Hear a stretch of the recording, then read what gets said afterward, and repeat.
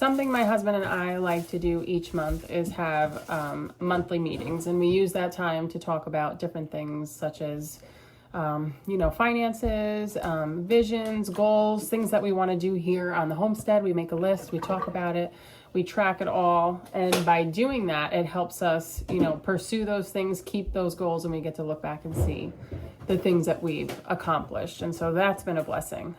Like just simple things like the chicken coop and talking about how we want it, all of that. And that is finished. Actually, we still need to add on a run. So he's got to go to Home Depot to finish that.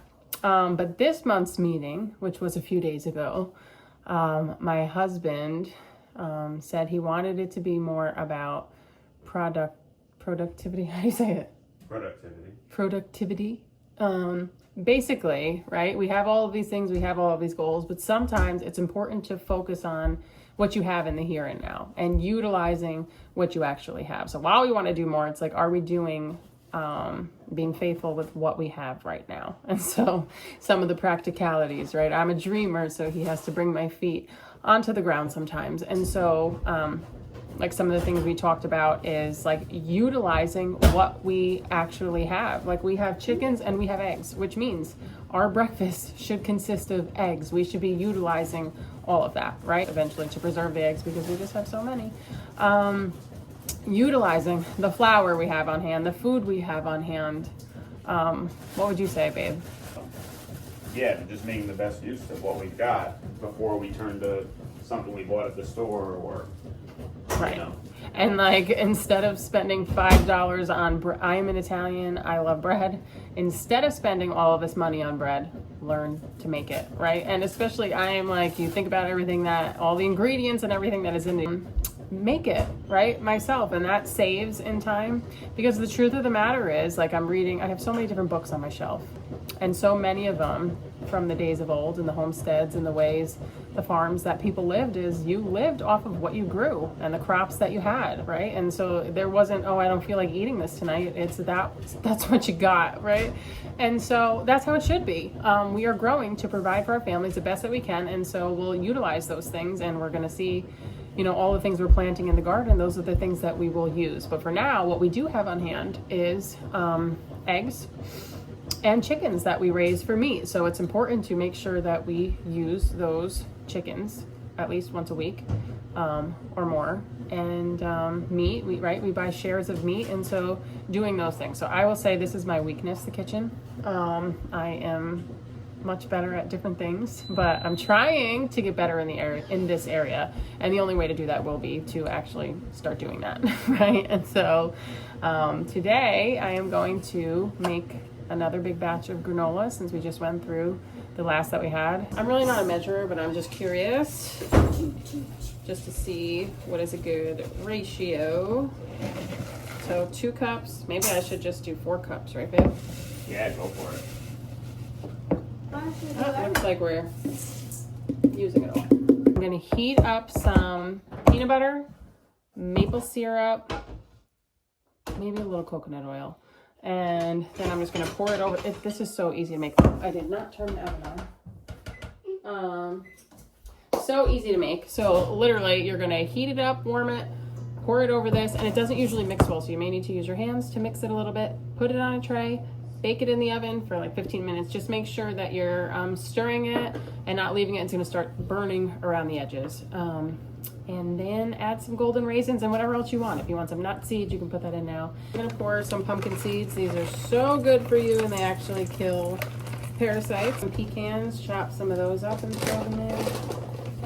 But anyway, it's crazy once spring hits because there's so much to do, and then you realize all the things get crazy, like me killing my plants and all of that. Wintertime, there's not as much to do, but I wish that I utilized that time more to learn how to bake better. It's just not my passion, but Lord help it be my passion, because fresh bread is just so delicious. Utilize the time, and one good thing that I do like to do is make a list and start chipping away at the list, because if I don't have that, it is out of my brain. And I have been using reminders on my phone because I don't remember things, and so I need that. I need those reminders. I want to become obviously more efficient, and some people have that really down pat, but you know what? It's a learning process. You do what you can, you learn as you go, and eventually it'll go a little smoother. So we have tons of starts right now, plants that we actually ended up having to buy a lot. If you didn't hear it in the other video, I killed so many of them, and so we did buy some more, so we're still nurturing those, and I kind of wish we even waited to buy them because the weather is still too cold. Yesterday we had frost warnings, and so it's just like, oh my goodness, when are we going to be able to put these plants out? But you know what? There's a time and season for everything, and soon they will bloom. Okay, so we all got up today, actually later than I would have liked. We had such a busy weekend. I was helping teach some history, which I love, and we were away, so we needed the rest. We got up, read our Bibles. My son came, brought his Bible into our bed, read this morning. Then we started some schoolwork. My husband and him went out to do the chickens, feed the meat birds, which are getting pretty big and wild. They are finishing so much water so quickly, it's not even normal, right, bud? Yes. Anything you can tell me about the meat birds this morning?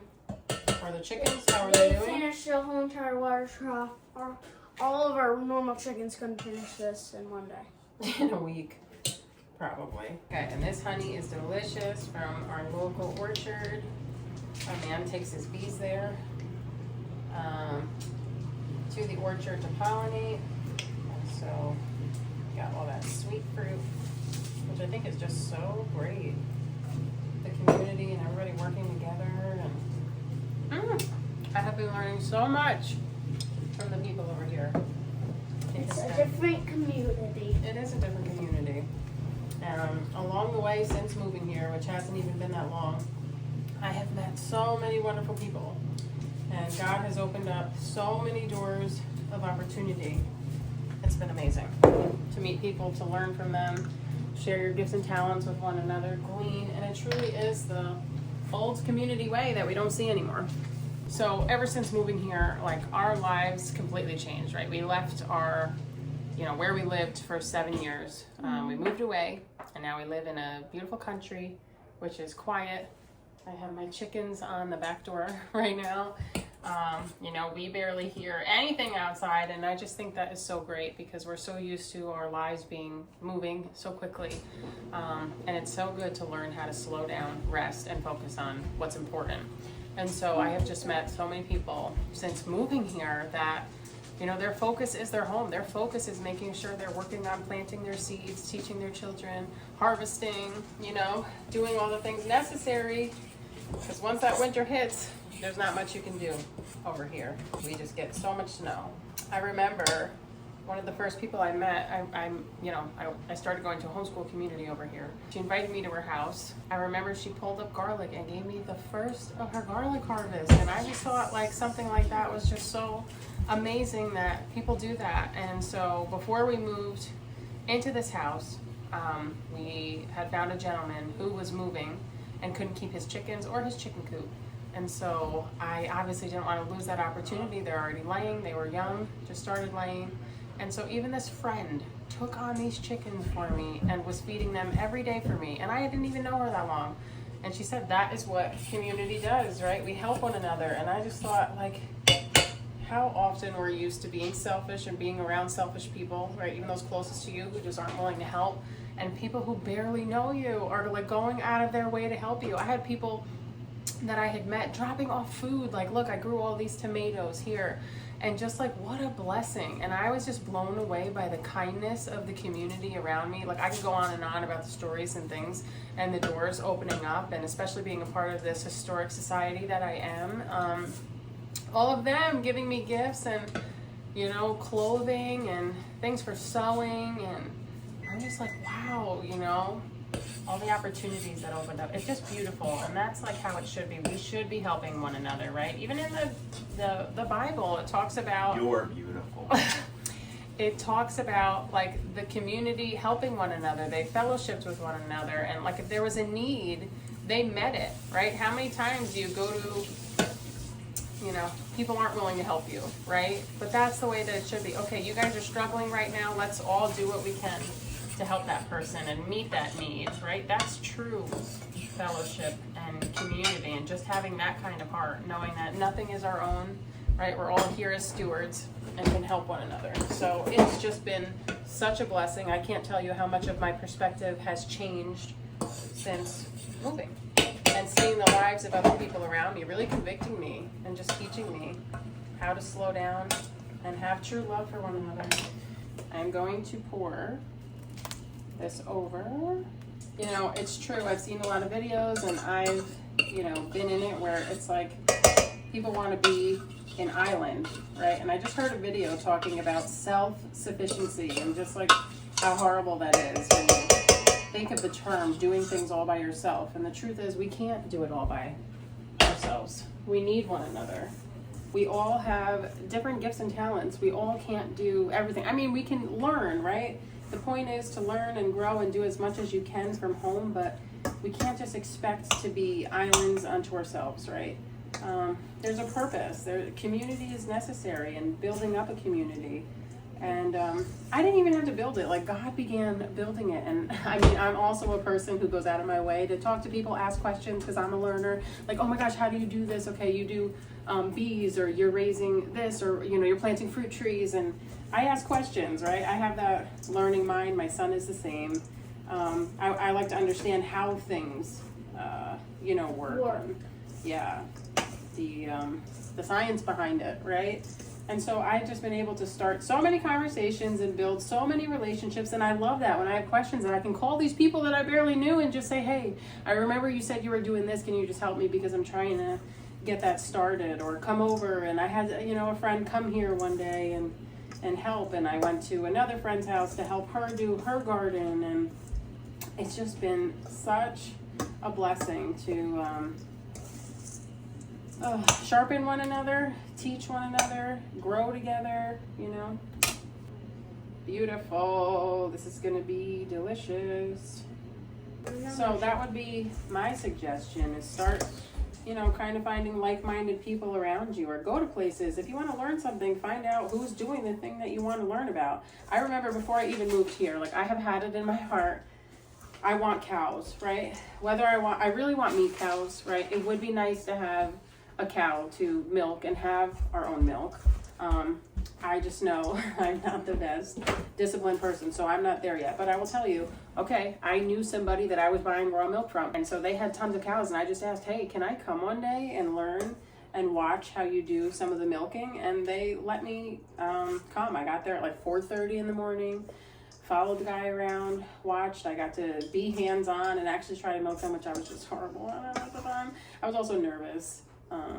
But, you know, I am like a doer. And so if you want to learn, get in there and learn. You know what I mean? Find ways, reach out to people and say, hey, do you mind if I come? There's also a farm in my area that's looking for garden help during the week. And I think I'm going to reach out and ask them and see, because I love to learn. So not only could I be getting paid doing it, but I can learn as I do it. There's so much we can learn and glean from other people. And I just love that part of community. And especially where I live, it is so small towny that everybody at the little breakfast spot knows each other. They come every day, have their little coffee, go to work. Everybody knows each other by name.